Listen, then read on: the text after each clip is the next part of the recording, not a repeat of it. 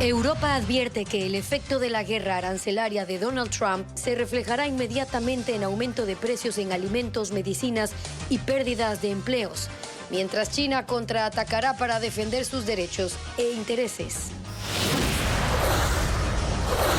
Las exportaciones de camarón, atún y cacao ecuatorianos podrían resultar beneficiadas ante las medidas de Trump porque los competidores asiáticos tienen un arancel más alto.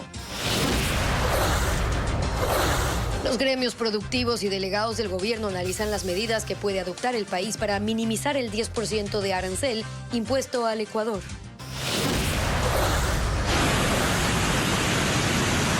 El COE cantonal declara la emergencia en Balsas, en El Oro, por el desbordamiento de 2 quebradas que afectó 100 casas y 400 personas, mientras el 80% de la cabecera cantonal de Santa Ana, en Manabí, quedó bajo agua. Un expediente de 11 páginas de la Corte de Nueva York indica que Adolfo Macías, alias Fito, asociado con el cártel de Sinaloa, es uno de los mayores traficantes de cocaína a ese país. Liga de Quito comienza su participación en Copa Libertadores sin Alexander Domínguez y con el regreso a la titularidad de José Quintero. Muy buenas tardes, amigos. Iniciamos con la información este jueves 3 de abril del 2025. Siguiendo de cerca las reacciones ante la imposición de aranceles por parte de Trump a decenas de países del mundo. Gaby, ¿qué tal? Hola, Steffi. Buenas tardes, amigos. Hay quienes condenan el hecho que continúa generando incertidumbre por las graves afectaciones económicas que podría causar a las naciones.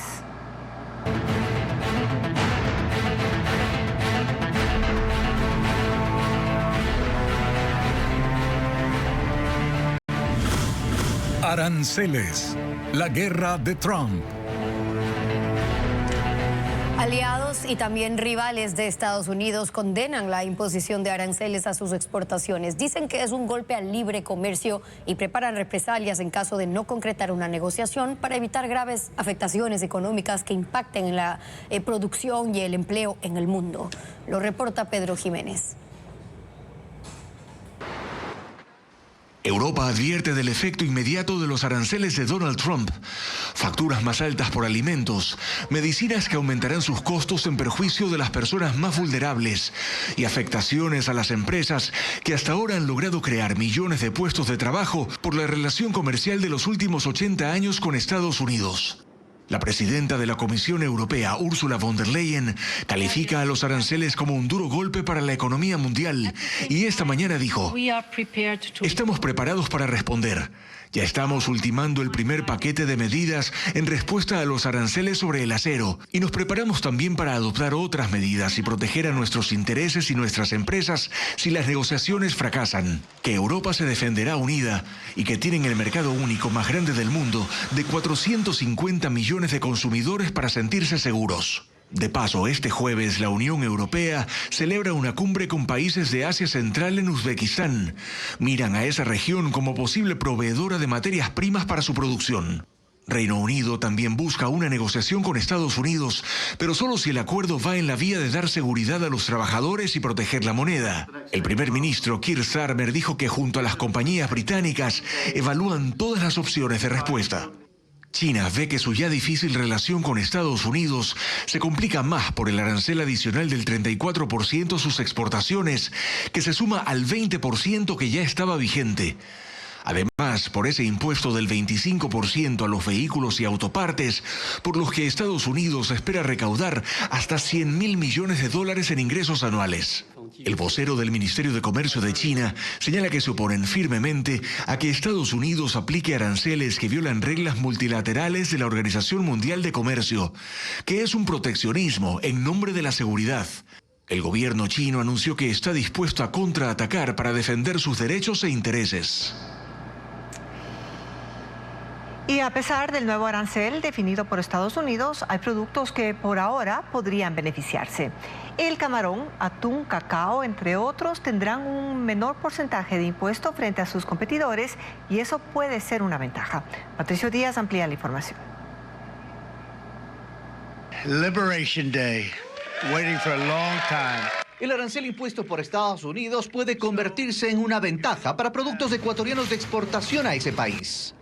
El camarón representó 1.546 millones de dólares en 2024. Tiene desde este jueves un 10% de arancel, pero otros grandes competidores tienen una barrera mayor. India 26%, Indonesia 32%, Vietnam 46% y Tailandia 36%. El sector reconoce que si bien la medida es menos severa para Ecuador, temen que las tarifas podrían afectar el consumo estadounidense. Esa preocupación también la tienen los exportadores de cacao. Sin embargo, a primera vista tienen una ventaja. Costa de Marfil, uno de sus principales rivales, recibió 21% de arancel. La competencia con Perú y Ghana no variará porque tienen también 10%. El análisis no es tan lineal si es favorable o desfavorable. Pudiésemos tener una reacción quizás negativa dependiendo del aumento de los precios en los consumidores de chocolate, y eso impactaría pues en la demanda no solo para el Ecuador, sino para todos los países que producimos cacao en el mundo. Según el sector exportador, el brócoli igualmente tiene ventaja sobre su competencia. El atún y los productos pesqueros están en una mejor situación que sus rivales. Tailandia tiene el 36%, Vietnam el 46%. Ellos resaltan la necesidad de diálogo con Estados Unidos. Tailandia ya está enviando una persona de su gobierno a negociar a los Estados Unidos. Lo mismo debemos hacer nosotros. No solamente eliminar la sobretasa del 10, sino ir a una desgravación total.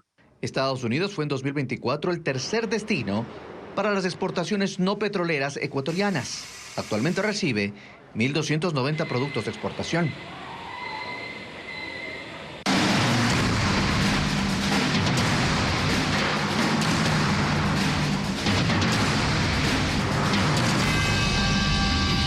Lluvias. Los estragos aumentan. Las lluvias golpearon con fuerza a la provincia del Oro. En Balsas, las autoridades del COE cantonal decretaron la emergencia. Un aluvión arrastró lodo, piedras, troncos por las calles tras el desbordamiento de varias quebradas. Marcavelí y Machala también sufrieron inundaciones y daños en vías, viviendas y centros de salud. Fabricio Lapo está en el sitio, nos tiene un informe. Balsas y Marcavelí son los cantones más afectados por las lluvias de las últimas horas en la provincia de El Oro. A estas dos localidades han llegado 100 militares para ayudar a las familias damnificadas a rescatar enseres y limpiar sus propiedades. Mientras tanto, propietarios de locales comerciales con baldes y palas intentan remover el lodo y agua que dañaron sus mercancías. Hay al momento 650 personas afectadas entre las dos localidades. En el siguiente informe, un resumen de las emergencias. El aluvión sorprendió a los habitantes del cantón Balsas en El Oro, tras un aguacero de 3 horas que provocó el desbordamiento de las quebradas San Roquito y Santa Elena, que convirtieron las calles en torrentes. El agua cargada de lodo y piedras afectó a vehículos y negocios, como este local de venta de muebles donde la corriente arrasó con la mercadería. La emergencia dejó sin electricidad ni agua potable al cantón. Según la Secretaría de Gestión de Riesgos, hay 400 personas damnificadas, 100 casas afectadas. El municipio también informó que 10 viviendas están destruidas y hay daños en un centro de salud. El colapso de una alcantarilla provocó el hundimiento de un tramo de la vía que conecta Balsas con el cantón Marcavelí, donde las lluvias también causaron estragos. Las quebradas Jerusalén y Cauque se desbordaron e inundaron al menos 50 viviendas. Miembros del cuerpo de bomberos utilizaron maquinaria para rescatar a 30 personas. El lodo y los troncos arrastrados por la corriente también dañaron un puente. Machala también sufrió el embate de las precipitaciones. Decenas de conductores quedaron atascados por fallas en sus vehículos. Según el municipio, 100 de los 400 barrios de la ciudad se inundaron. Por el momento el agua ya ha bajado en Machala, así como en Balsas y Marcavelí, donde el nivel llegó a alcanzar hasta 2 metros. Las autoridades evalúan el estado de la quebrada San Roquito, ya que podría estar obstaculizada por palizado y sedimento. En las siguientes emisiones del Vistazo ampliaremos la información sobre los efectos del invierno en la provincia de El Oro. En el sur de Manabí, el cantón de Santa Ana quedó afectado por una inundación que comenzó ayer al anochecer y que, según cálculos preliminares, impacta directamente en 8.000 personas. Karen Ceballos nos informa que las autoridades municipales declararon la emergencia. El 80% de la cabecera cantonal de Santa Ana, en Manabí, se inundó. Según el municipio, hay una afectación directa para 8.000 personas, entre residentes y propietarios de unos 300 negocios. Están afectadas alrededor de unas 24 cuadras y en la parte alta alrededor de unas 20 cuadras más, pero también tenemos comunidades urbanos rurales que están interrumpidas. La emergencia comenzó ayer con un aguacero de casi 4 horas que provocó el colapso del alcantarillado pluvial y el desbordamiento de los esteros Vizquije, Taina, Chamucame y Bonce, que alimentan al río Puerto Viejo, el cual también se salió de su cauce. El nivel del agua superó el metro en sectores como las calles Bolívar, Sucre y Francisco de Paula Moreira. No hubo tiempo de sacar nada y bueno, y anoche eran las 1 de la mañana y no bajaba casi nada. Por la mañana, los comerciantes se dedicaron a evacuar el fango acumulado en los locales e intentaron rescatar parte de la mercadería que quedó bajo el agua. En ferreterías y puntos de venta de insumos agroindustriales, varios productos quedaron inservibles. Bombas, luminarias, tienen componentes eléctricos que no se van a poder reutilizar. Incluso estamos haciendo videos para poder mandar a las casas comerciales para que un poco las deudas que son a corto plazo nos puedan un poco esperar hasta recuperarnos. Como el mercado municipal permanece anegado, los vendedores de legumbres se ubicaron provisionalmente en el Parque Central para rematar productos perecibles. Hay 4 tomates que se da por 50, yo doy 6 ahorita. ¿Por qué? Porque se pierdan. Lo que medio se salvó de la inundación. Se anunciaron bonos por la emergencia y también se pidió a la población mantener la calma, ya que según indicaron, la evacuación de agua por la represa Poza Honda, que está en la zona montañosa de Santa Ana, está controlada. Porque ese es el temor de las personas, pero quiero decirles que lo tenemos controlado, que no existe hasta la fecha una alerta o una emergencia sobre el tema de embalse Poza Honda. Desde Poza Honda nace el río Puerto Viejo, que en su trayecto pasa por Santa Ana y también por la capital manabita, Puerto Viejo. Allí este jueves por la mañana se desbordó e inundó nuevamente la comunidad Estancia Vieja y el Cadi de la parroquia Colón. En la vía, el paso para vehículos livianos se dificultó hasta el mediodía. En solo 2 días en Guayaquil llovió más que el promedio normal de todo el mes de abril y ha causado afectaciones. Las precipitaciones también han impactado otros cantones como Durán, San Borondón y Milagro. Hay casas afectadas, hay inundaciones y vías anegadas, como lo informa ahora Luis Alfredo Zúñiga. Por segunda noche consecutiva, Guayaquil soportó precipitaciones y la intensidad ha sido tal que ya superó el promedio de lluvia normal de todo abril. Desde la noche del miércoles hasta la mañana del jueves, sumaron 46 sectores afectados. Así amaneció la avenida Barcelona en el sur de la urbe, anegada, un panorama similar al que hubo en las calles del centro. En el norte, en Samanes 2, los vehículos intentaron avanzar con dificultad por la vía Isidro Ayora para no quedarse atrapados. Y en la calle José Luis Tamayo, el agua llegaba hasta la rodilla de quienes intentaban cruzar. En la ciudadela Kennedy Norte se reportó la caída de un árbol y en la madrugada un cerro se dio en Nueva Prosperina en el noroeste de la ciudad. El deslizamiento se llevó el patio de una vivienda en la parte alta y domicilios estuvieron a punto de colapsar por la caída de grandes rocas. Sin embargo, una plataforma contuvo la potencia del impacto. Claro, fue un estruendo, por eso es lo que me levantó. Yo dije entre mí, el cerro eso no viene. Las lluvias afectaron otros cantones de Guayas. Así amaneció Milagro, que en abril ha acumulado 100 milímetros de agua. Sectores como Bellavista, Unidas Norte y San Francisco están anegados, pero también zonas rurales como el recinto Los Bonos, Córdoba, Los Mangos y Venecia Central. En Durán, así tenían que subir los pasajeros a los buses para dirigirse a su trabajo. Y en la ciudadela Centro Vial el agua no bajaba, pese a que la lluvia ya había terminado. Un escenario similar al que se vivió en Panorama. En 2 días cayeron 127 milímetros de agua. Parece lancha esa camioneta que viene. En San Borondón también hubo calles anegadas. Así lo reportaron conductores en redes sociales.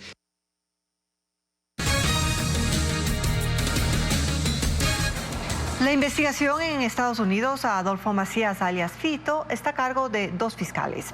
Los cargos por narcotráfico y tráfico de armas en contra del cabecilla de los choneros fueron anunciados por representantes de 4 instituciones. Paul Romero con el informe. Los cargos en contra de Adolfo Macías Villamar, alias Fito, ante la Corte Federal de Brooklyn, Estados Unidos, fueron presentados por representantes de 4 instituciones estadounidenses. John Durham, fiscal del Distrito Este de Nueva York. Él investigó a Joaquín Guzmán Loera, el Chapo Guzmán, cabecilla del cártel mexicano Sinaloa, sentenciado a cadena perpetua. Derek Maltz, de la Administración para el Control de Drogas DEA. Un agente de la Oficina de Alcohol, Tabaco, Armas de Fuego y Explosivos y un delegado de la Oficina de Control de Exportaciones del Departamento de Comercio. El expediente tiene un código EDNY 25CR114FB y contiene toda la información pública sobre alias Fito. Tiene 11 páginas donde constan los argumentos de los funcionarios sobre 4 cargos: conspiración para la distribución internacional de cocaína, uso de armas de fuego para promover el narcotráfico, contrabando de armas de fuego desde Estados Unidos y conspiración para la compra de armas de fuego mediante testaferros. Según la investigación, alias Fito está aliado desde 2016 con la organización mexicana Sinaloa y es uno de los responsables del ingreso de cargamentos de cocaína a Estados Unidos. Su red opera entre Colombia, Ecuador, Centroamérica y México y usa rutas en la costa del Pacífico con lanchas rápidas, buques semisumergibles y avionetas. En el documento examinado por Televistazo no figura una cantidad exacta de cocaína comercializada por los choneros en Estados Unidos, pero la investigación revela que es una de las organizaciones que más trafica droga. Habla de toneladas. La captura de alias Fito está entre las prioridades de Estados Unidos en la región. El 9 de marzo el Departamento de Estado subió de $100,000 a $1 millón la recompensa por información que permita su detención. Desde la fuga de Fito de la cárcel regional entre diciembre de 2023 y enero de 2024, agentes de la DEA colaboran con la fuerza pública para ubicarlo. El caso Ligados está sin juez por un conflicto de competencias que deberá resolver otro magistrado en un plazo de 10 días. Hasta tanto, no hay quien dé paso al pedido de Fiscalía para extraer la información del celular del ex consejero Eduardo Franco Lor. El caso Ligados está sin juez por un conflicto de competencias entre los 2 magistrados que tramitaban el proceso. Daniela Camacho lo hizo en primera instancia, pero pidió licencia. Marco Torres se encargó del proceso y el 15 de marzo dirigió la audiencia de formulación de cargos contra 3 exvocales del Consejo de Participación Correístas de la Liga Azul y la vocal Nicole Bonifaz. Ese encargo terminó el 19 de marzo y el juez Torres informó a la Corte que se inhibe de seguir en la causa. La jueza Camacho argumentó que la investigación penal debía continuar con Torres. Ahora será un tercer juez, Felipe Córdoba, el que resuelva quién tiene razón y el Pleno de la Corte Nacional tomará la decisión final.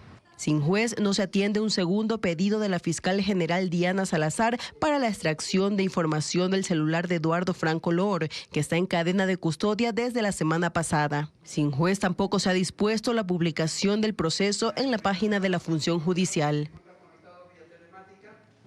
En Ecuador, casi 500.000 mujeres viven con endometriosis, una enfermedad inflamatoria y silenciosa que afecta la calidad de vida de las mujeres que la padecen. Es incurable y podría volverse crónica si no es detectada a tiempo. Bessie Granja conversó con un especialista sobre este tema. En el mundo, 1 de cada 10 mujeres en edad reproductiva tiene endometriosis, mientras en Ecuador 500.000 viven con el diagnóstico. Los médicos le dicen la enfermedad invisible o silenciosa, pues muy pocas saben que la padecen, pero sí han experimentado sus síntomas, principalmente el dolor. Este problema de salud afecta al útero y a largo plazo puede provocar daños graves en otros órganos del cuerpo. El ginecólogo Wagner Moreno explica que ha atendido a pacientes de 14 años con este problema de salud. Dejó de ser solamente una enfermedad ginecológica, porque ya no es solamente en la pelvis, se puede ir a órganos lejanos, puede comprometer el intestino, puede comprometer la vejiga y puede comprometer órganos lejanos como son el diafragma, los pulmones o el corazón inclusive. El especialista detalla que los síntomas se manifiestan durante el ciclo menstrual. Cuando tú tienes cólicos que no te permiten realizar tu vida normal, hay que prestarle atención a esto. Dejemos de pensar de que mi abuelita tuvo cólico, mi mamá tuvo cólico, mis tías tuvieron cólicos, es normal. No, no es normal eso. Otras señales de endometriosis son sangrado excesivo, dolor al orinar, molestias durante las relaciones sexuales y la infertilidad. Para Lisette Villasís, de la Asociación de Pacientes con Endometriosis, las mujeres han normalizado el dolor durante la menstruación, por lo que muchas acuden a una consulta de forma tardía. En mi caso, tuve 18 años para poder llegar a un diagnóstico exacto. Siempre me decían que era colon irritable, problemas gastrointestinales, me decían también que eran problemas de arenillas.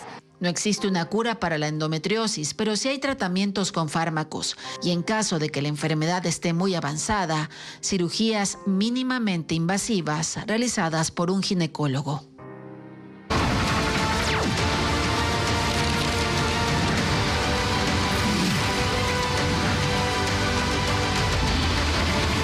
Elecciones 2025, segunda vuelta. Los candidatos continúan con los recorridos en territorio. El presidente candidato Daniel Noboa estuvo en Chimborazo, mientras Luisa González visitó Santa Elena. Carla Delgado informa los ofrecimientos que hicieron los presidenciales en estas provincias. En 8 días termina la campaña y los candidatos vuelven a zonas donde ganaron en la primera vuelta. Sin duda, tras los indecisos. Luisa González está en Santa Elena, donde la Revolución Ciudadana obtuvo más del 54% de votos. Y en una entrevista radial usó de relieve los problemas de la zona. La gente tranquila transitaba. Hoy día está por encima de la media nacional la violencia en esta provincia.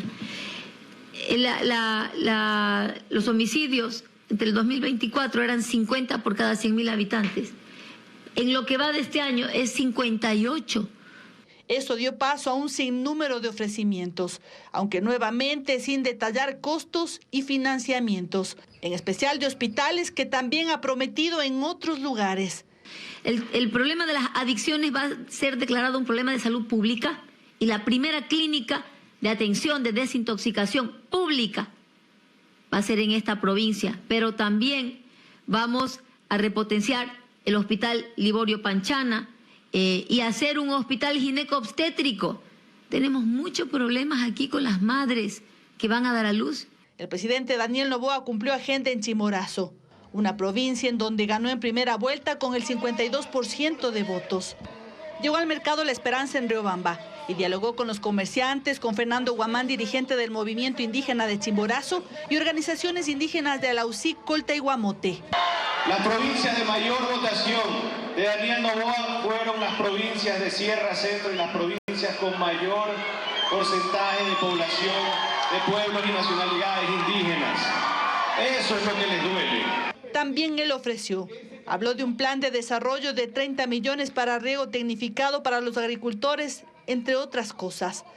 Vamos a entregar 400.000 becas a jóvenes para aprender inglés, para que puedan tener también un certificado en el cual puedan conseguir un mejor trabajo. Con el incentivo Emprende, entregarle a 100.000 emprendedores $1.000 de capital semilla para que ellos también puedan continuar emprendiendo, especialmente a las mujeres emprendedoras. Aprovechó su visita para comunicar que llevará la Asamblea Constituyente a Riobamba si gana las elecciones. Ambos candidatos mantendrán actividades esta tarde. Luisa González irá a un evento en Chone y Noboa es esperado en Cuenca para un mitin. Las redes sociales de los dos candidatos a la presidencia de la República reflejan sus estrategias de campaña para tratar de sumar votantes. Aquí un resumen de lo que han publicado en las últimas horas. Valentía no se define con un partido ni con... A medida que se acercan las elecciones, crece el movimiento en las redes de los candidatos. Lo de ahora es este tipo de videos. La historia del Ecuador empieza a cambiarse. Son piezas audiovisuales que no solo sirven para publicarse en sus propias redes o canales de YouTube, sino que son hechos para publicitar. Ecuador para adelante, nunca para atrás. Porque la idea es convencer. En las últimas horas, por ejemplo, ambos han dado espacio en sus redes sociales a sus coidearios. Daniel Noboa publicó 2 videos en sus historias de Instagram de 2 de sus asambleístas electos, Nils Olsen. Y los convencí y votan por Daniel Noboa. Es la única solución. Y Anabel Assi. Vamos y retrocedemos. Queridos ecuatorianos. Mientras que Luisa González usó su cuenta de X para republicar un video del líder de su partido, Rafael Correa. Somos los corruptos, que hemos perseguido a su familia, etcétera, ¿no? Todas estas publicaciones entrelazadas, obviamente, con las actividades del día. Llegamos a Guayaquil, ¿sabes con qué me reciben? Con un café. Luisa González en reuniones con distintos gremios, en entrevistas. Y Daniel Noboa en Bolívar, o en una tarima escuchando a un niño de esos que no se permite usar en la campaña, que le entrega una carta y la lee para los presentes. Ambos equipos exprimen la presencia en redes de sus candidatos, más aún ahora, cuando la campaña le queda apenas una semana más. Esta sí me la voy a llevar. Esta sí me la voy a llevar. Le voy a hacer una tapita.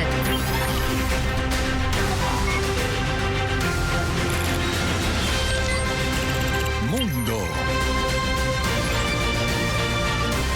Una serie de tornados causaron daños en el centro y sur de Estados Unidos. Más de 200,000 usuarios se quedaron sin electricidad.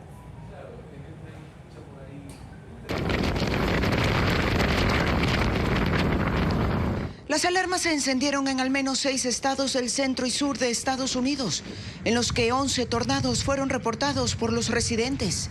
El Servicio Meteorológico había advertido a más de 20 millones de personas del clima extremo que azotaría la región, por lo que muchos estaban prevenidos. Los videos de los torbellinos que fueron captados desde la tarde del miércoles fueron compartidos en redes sociales. El impacto dejó a unos 200,000 usuarios sin energía, más de la mitad en el estado de Indiana. Allí 2 personas fueron rescatadas y una hospitalizada tras el derrumbe de un almacén en las afueras de la ciudad de Indianápolis. En Missouri, tomas aéreas muestran casas y edificios destruidos en el condado rural de Vernon, donde se reportó un fallecido entre los escombros de viviendas derribadas por la fuerza de los vientos. En el estado de Kentucky, 4 personas resultaron heridas. Una de ellas está hospitalizada en estado crítico. Los huéspedes de un resort de Nashville, en el estado de Tennessee, se refugiaron en el sótano y durmieron allí, en medio de advertencias de más tornados esta madrugada. Otros 4 lesionados fueron reportados en Arkansas, donde se ha declarado estado de emergencia por daños en 22 condados. El número de muertos por el terremoto del pasado viernes en Myanmar superó las 3,000 personas, según el balance de este jueves de la Junta Militar. Reportan que 341 personas están desaparecidas y 4,700 resultaron heridas por la sacudida de magnitud 7.7. Y a pesar de la enorme devastación, continúan hallando sobrevivientes. Un hombre de 53 años que permaneció atrapado durante 125 horas entre los escombros de un hotel derrumbado en Mandalay fue rescatado por socorristas chinos. Ellos habían detectado señales de que posiblemente había alguien con vida entre bloques de hormigón derrumbados.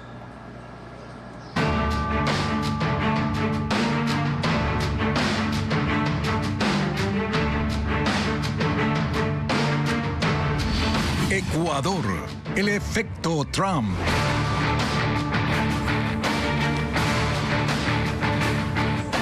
A pesar de los aranceles que impuso Estados Unidos, los exportadores de banano y flores de Ecuador se muestran optimistas porque los principales países competidores tienen las mismas condiciones arancelarias y no les afectaría en gran proporción como a otras naciones. Diego Cuenca explica cuáles son las sobretasas de esos productos para ingresar al mercado norteamericano. Hay 2 sectores exportadores que están en condiciones equiparables para seguir enviando sus productos a Estados Unidos en medio de la guerra arancelaria que originó esa nación norteamericana. El primero es el banano ecuatoriano, que no tenía aranceles para entrar a Estados Unidos y desde el sábado tendrá que pagar un impuesto del 10%. Según el gremio exportador, no les afecta ese recargo porque a los países competidores como Colombia, Perú, Costa Rica y Guatemala les impusieron el mismo porcentaje. La única duda es qué ocurrirá si el mercado estadounidense decide empezar a comprar banano mexicano, que actualmente no tiene recargo en Estados Unidos. Tenemos que ir viendo cómo se desarrolla todo esto, porque son proclamaciones en donde hay que ver cómo se ejecutan en el tiempo y también las estrategias Estados Unidos es el tercer mercado para esa fruta ecuatoriana. Sus exportaciones el año pasado fueron de 43 millones de cajas, que representaron 512 millones de dólares. Un segundo ejemplo es el de las flores, que ya tienen el 6,8% de impuestos para ingresar a Estados Unidos, pero desde el sábado deben sumar la sobretasa del 10%. Para que las flores ecuatorianas se vendan en ese país, el principal competidor es Colombia. Ellos también tienen 10% de arancel, pero el gremio se muestra optimista y no considera como una ligera desventaja. El Ecuador, en este caso, sí le conviene entrar en una negociación rápida, ágil, de liberar aranceles. Es decir, yo le veo más como una oportunidad, más que como un riesgo. Una oportunidad de lo que nosotros hemos dejado pasar durante mucho tiempo, que era hacer un acuerdo comercial con Estados Unidos. Cada año Ecuador exporta 500 millones de dólares en flores a su principal mercado, Estados Unidos. Y en impuesto paga 80 millones, pero con la medida arancelaria de Trump, ese rubro será de hasta 170 millones.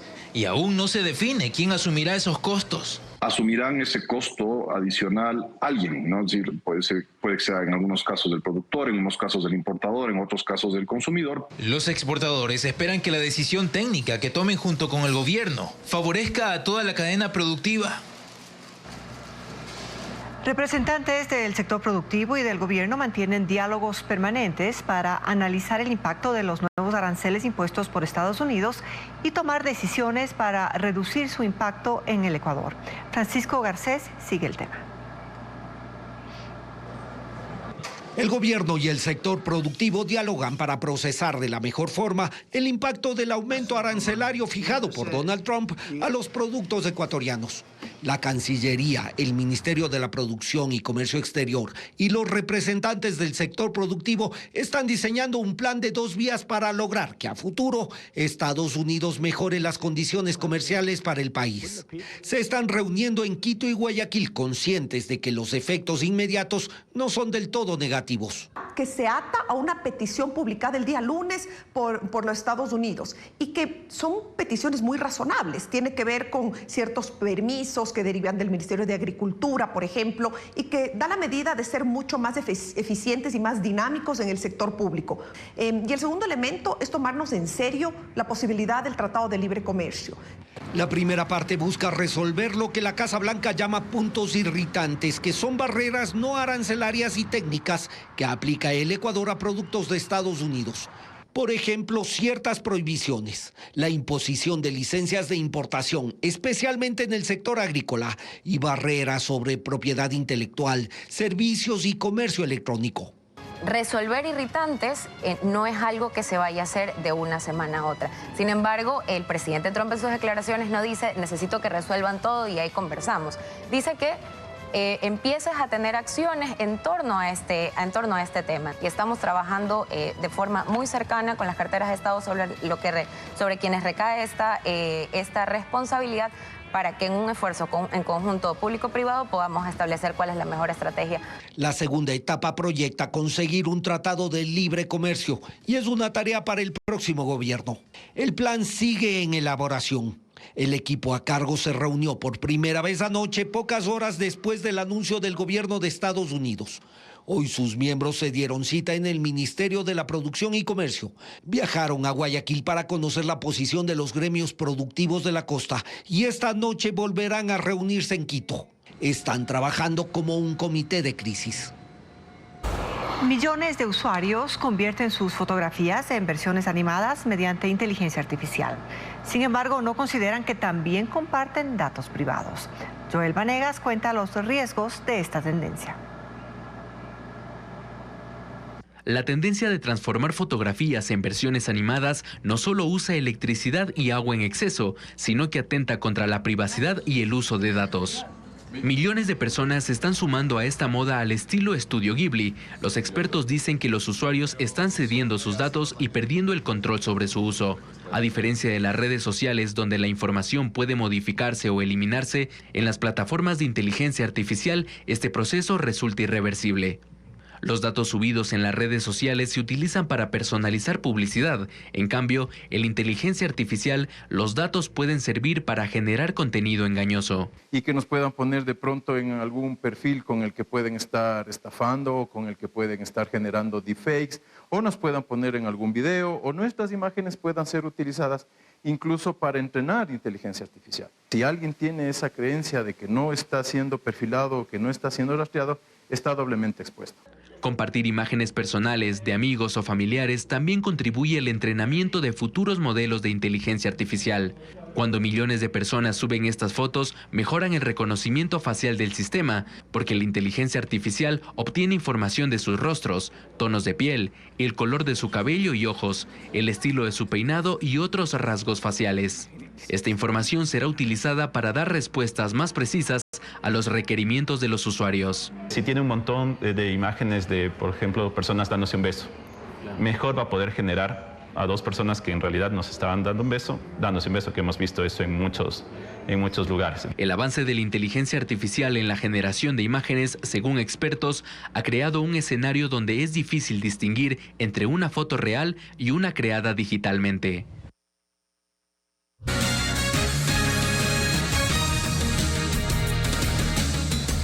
El telescopio espacial James Webb descarta el impacto a la Tierra del asteroide 2024 YR4, pero podría golpearla a la Luna. Mientras, Nintendo presentó su nueva consola Switch 2 en un evento online. Veamos. El telescopio espacial James Webb descarta el impacto a la Tierra del asteroide 2024 YR4, pero podría golpear a la Luna, con una probabilidad de 3.8%. Esto no pondría en peligro al mundo. Los astrónomos podrán documentar en directo el choque del meteorito y sus efectos en el satélite.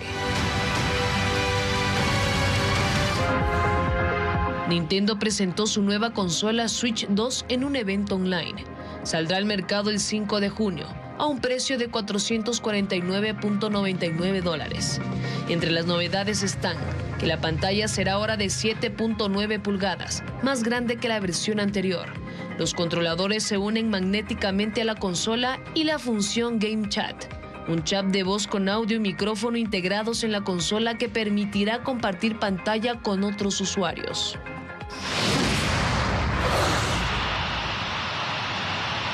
El cohete Spectrum de la empresa alemana Isar Aerospace se estrelló segundos después de su lanzamiento en el mar de Noruega. La compañía considera que el vuelo fue un éxito porque obtuvo datos cruciales para futuras misiones. Se prevé realizar un nuevo intento en este año. Una obra de circo contemporáneo se presentará en el Teatro México en Quito y además en Guayaquil habrá un concierto de rock interpretado por la Orquesta Sinfónica de la ciudad en el Teatro Centro de Arte. Estefanía Arias con la agenda cultural.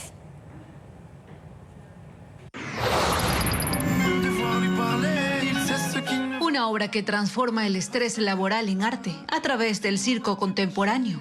6 acróbatas se llevan al límite al ser humano frente a las exigencias del día a día. La oficina se presentará en el Teatro México en Quito, a cargo de la agrupación Banquina Circo.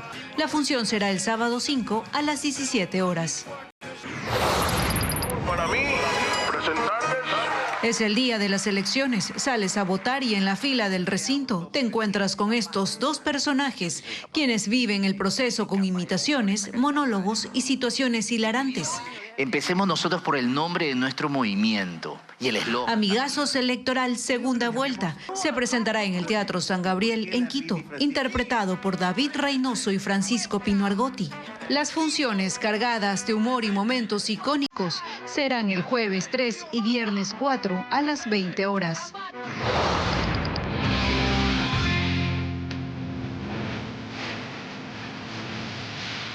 Desde el poder de We Are the Champions hasta la majestuosidad de Don't Stop Believing, Rock Sinfónico, un show que se presentará en el Teatro Centro de Arte en Guayaquil. El concierto, con 70 músicos en escena, abre la agenda de presentaciones de la Orquesta Sinfónica de la ciudad, que tocará junto a 7 artistas locales. El espectáculo se llevará a cabo este viernes 4 a las 19 horas. Y así despedimos. Gracias por acompañarnos en esta emisión. Recuerde que en ecuavisa.com también puede conocer los detalles sobre los aranceles impuestos por Trump a decenas de países del mundo y qué dicen también los expertos sobre los efectos en la economía. Gaby. Así es, Steffi. Además, recuerde que las fuertes precipitaciones seguirán hasta el 15 de abril, según el INAMI. Tome las debidas precauciones e infórmese también en nuestras redes sociales. Televistazo vuelve para ustedes a las 19 horas. Buenas tardes.